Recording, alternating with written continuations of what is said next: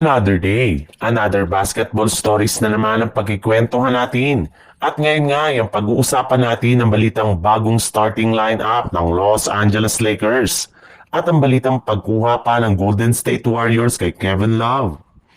Ilang linggo na lamang nga ang nakakalipas mula nang ibinulgar ng NBA ang kanilang game schedule sa opening night ng 2025 to 2026 NBA season ay inilabas na rin naman nga ng liga ang buong game schedule ng lahat ng mga kupunan.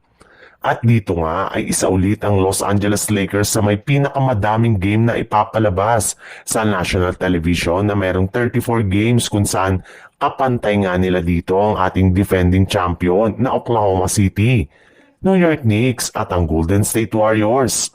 At kasabay nga ng paglabas ng ganyang klaseng balita ay ibinulgar na rin naman nga ng head coach ng Los Angeles Lakers na si JJ Redick na kasalukuyan nga daw po na balak niyang gamitin ang bagong starting lineup ni na Luka Doncic, Austin Reeves, LeBron James, Rui Hachimura at si DeAndre Ayton. Pero sa ngayon nga ay inamin rin naman nga nito na maaari pa niyang baguhin ang kanilang starting five depende sa kalalabas ng kanilang laro at depende rin naman sa kanilang mga makakalaban. In fact, kapag grabe nga ang pisikalidad ng kanilang laro ay maaaring ang bangkuin si Austin Reeves at ilagay dito si Marcus Smart.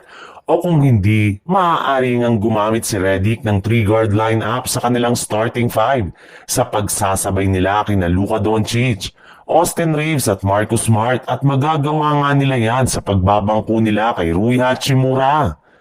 Sa ibang balita naman, nagtrending nga sa social media ngayong araw ang balita na nagkaroon nga ng trade negotiation ng kupunan ng Golden State Warriors at Milwaukee Bucks patungkol sa trade ni Jonathan Kuminga.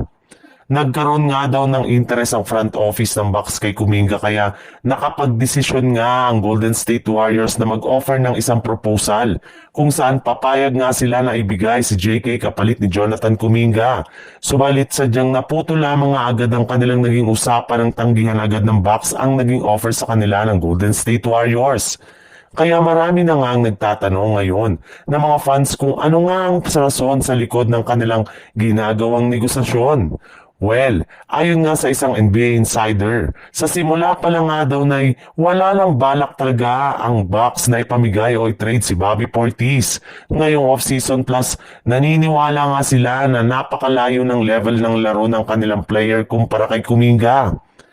At ngayon nga ay nakatenga ngayon ang trade ni Kuminga ay maaaring ang mag-focus na lamang sila sa pagkuha ng mga bagong player sa buyout market. At isa nga sa mga target nila ditong kunin ay si Kevin Love na gumagawa na ngayon ng paraan para makaalis ito sa Utah Jazz. Kaya once nga na maging available ito sa buyout market, ay isa na nga ang Warriors sa mga kukuha sa kanyang serbisyo.